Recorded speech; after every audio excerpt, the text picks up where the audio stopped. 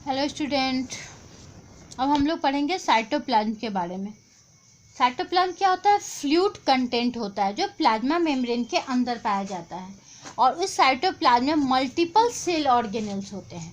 तब हम सारे सेल ऑर्गेनेल्स के बारे में पढ़ेंगे। इससे पहले हमने सेल वॉल पढ़ लिया, प्लाज्मा मेम्ब्रेन पढ़ लिया, न्यूक्लियस के बारे में पढ़ लिया। उसके बाद हम लोग साइटोप्लाज्म पे आएंगे। तो साइटोप्लाज्म क्या है? फ्लूइड कंटेंट है जो प्लाज्मा मेम्ब्रेन और न्यूक्लियस के बीच में पाया जाता है और उस साइटोप्लाज्म में मल्टीपल सेल्स ऑर्गेनेल्स प्रेजेंट होते हैं जो सेल में वाइटल एक्टिविटी करते हैं। जितने भी केमिकल रिएक्शन होते हैं उसमें इन्वॉल्व होते हैं, सेलुलर रिएक्शन में भी इन्वॉल्व होते हैं। तो पहला हमारा क्या है? पहला लेके जो एंडोप्लाज्म रेटिक पहला है जो न्यूक्लियस से अटैच होता है उसको हम लोग क्या बोलते हैं? Endoplasmic reticulum.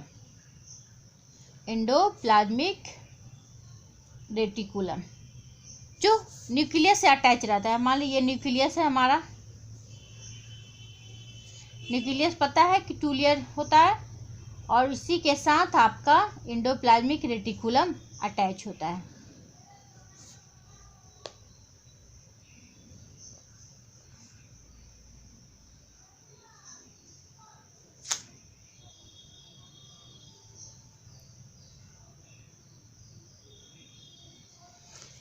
तो ये क्या हो गया? Endoplasmic reticulum.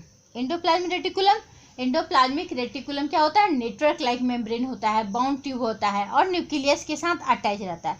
जिस एंडोप्लाज्मिक रेटिकुलम को हम लोग टू टाइप में से बांटते हैं। एंडोप्लाज्मिक रेटिकुलम यार को हम लोग टू पार्ट्स में डिवाइड करते हैं। एक हो जाता है स्मूथ एंडोप्लाज्मिक रेटिकुलम और सेकेंड है हमारा rough endoplasmic reticulum. Smooth endoplasmic reticulum क्या होता है? जिसपे राइबोसोम एब्सेंट होता है। एब्सेंट राइबोसोम, क्योंकि इस पे राइबोसोम प्रेजेंट नहीं होता है उसको हम लोग स्मूथ एंडोप्लाज्मिक रेटिकुलम, और जिस पे राइबोसोम प्रेजेंट रहता है उसको हम लोग रफ एंडोप्लाज्मिक रेटिकुलम बोलते हैं। तो एंडोप्लाज्मिक रेटिकुलम को हम लोग टू पार्ट्स में डिवाइड करते हैं, स्मूथ एंडोप्लाज्मिक और रफ एंडोप्लाज्मिक। रफ एंडोप्लाज्मिक कैसा होता है? डॉटेड उस पर स्ट्रक्चर रहता है जो राइबोसोम आपका प्रेजेंट रहता है, इसलिए इसको क्या बोलते हैं? रफ बोलते हैं। और ये रफ एंडोप्लाज्मिक रेटिकुलम प्रोटीन्स का सिंथेसिस करता है। यानी कि ये जो राइबोसोम है वो क्या करता है? इसका फंक्शन क्या है? प्रोटीन का सिंथेसिस करना। तो इस पर जो राइबोसोम प्रेजेंट है वो प्रोटीन सिंथेसिस करता है। तो रफ एंडोप्लाज्मिक रेटिकुलम क्या करता है? प्रोटीन का सिंथेसिस करता है, प्रोटीन सिंथेसिस करता है। और स्मूथ एंडोप्लाज्मिक रेटिकुलम जो है वो हमारे लिपिड का फॉर्मेशन करता है, लिपिड का सिक्रीशन करता है, सिक्रीशन ऑफ लिपिड। ये लिपिड का सिक्रीशन करता है। तो ये जो दो है हमारा एंडोप्लाज्मिक रेटिकुलम, एक स्मूथ एंडोप्लाज्मिक, एक रफ एंडोप्लाज्मिक रेटिकुलम। तो जो दोनों का क्या काम हो गया? ये आपका प्रोटीन सिंथेसिस करता है और स्मूथ लिपिड का सिक्रीशन करता है। और एंडोप्लाज्मिक रेटिकुलम सरफेस एरिया को इंक्रीज करता है ताकि मेटाबॉलिक रिएक्शन हो सके। साथ साथ स्मूथ एंडोप्लाज्मिक रेटिकुलम जो है वो हमारे पॉइजन को, ड्रग्स को डिटॉक्सिफाई करता है। जितने ही बॉडी में जो भी आपका वेस्ट प्रोडक्ट है, पॉइजन सब्सटेंस है, जैसे कि प्रोटीन टूट रहा है तो यूरिया बन रहा है, कोई भी अमोनिया बन रहा है, तो ये सारे सब्सटेंस को क्या होता है? डिटॉक्सिफाई करता है, उसको ये इनएक्टिव बना देता है जिससे कि हमारे बॉडी को हार्म नहीं पहुंचा सके। दूसरा हमारा है गोल्जी एपरेटस। गोल्जी एपरेटस को सबसे पहले किसने डिस्कवर किया था? कैमिलो गोल्जी ने सबसे पहले इसका डिस्कवर किया था, इसीलिए इसका नाम क्या पड़ गया? गोल्जी एपरेटस या गोल्जी बॉडी बोलते हैं। ये क्या होता है? मेम्ब्रेन बाउंडेड वेसल्स होता है। ये आपका मेम्ब्रेन बाउंडेड वेसल्स रहता है जिसमें सिस्टर्नी आपका डेवलप होता है। तो ये आपका गोल्जी बॉडी होता है। इसके साथ इसमें वैक्यूल्स प्रेजेंट होता है। तो ये मेम्ब्रेन बाउंडेड हो गया। स्टेल्थ रहता है, जो स्टेल्थ लाइक बना हुआ है इसको हम लोग क्या बोलेंगे? सिस्टर्न्स। और गोल्जी एपरेटस क्या करता है? किसी भी सब्सटेंस को पैक करता है, डिस्पैच करता है, एक जगह से दूसरी जगह उसको ले जाता है, इनसाइड से आउटसाइड, आउटसाइड से।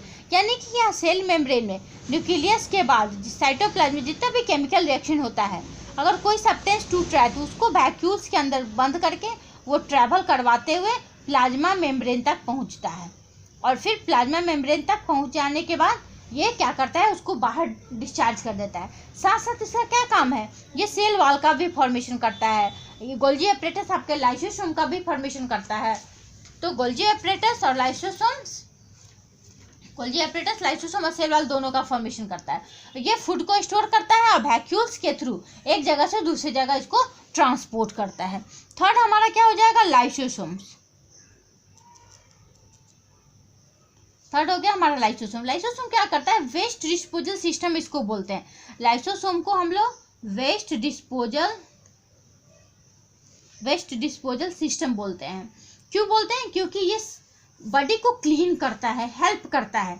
Lysosome help to clean the cell by digesting any foreign material as well as worm out cell organ. Cell organ से जितने भी फॉरेन मटेरियल्स आते हैं, जैसे फूड के थ्रू, वाटर के थ्रू जो हमारे बॉडी में आता है, उसको क्या करता है, क्लीन करता है, इसको इंगल्फ कर जाता है, उसको खा जाता है, साथ साथ उसको डिस्ट्रॉय कर देता है। इसलिए इसको क्या बोलते हैं हम लोग, डाइजेस्टिव बैग भी बोलते हैं। इसलिए लाइसोसोम को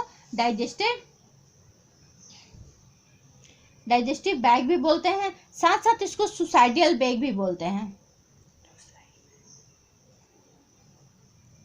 सुसाइडियल बैग क्यों बोलते हैं, किसी कारणवश अगर सेल डैमेज हो जाता है, सेल डैमेज होने से क्या होता है, लाइसोसोम ब्रस्ट हो जाता है, और लाइसोसोम के अंदर जो एंजाइम्स प्रेजेंट होता है वो सेल को खुद ही डाइजेस्ट कर जाता है।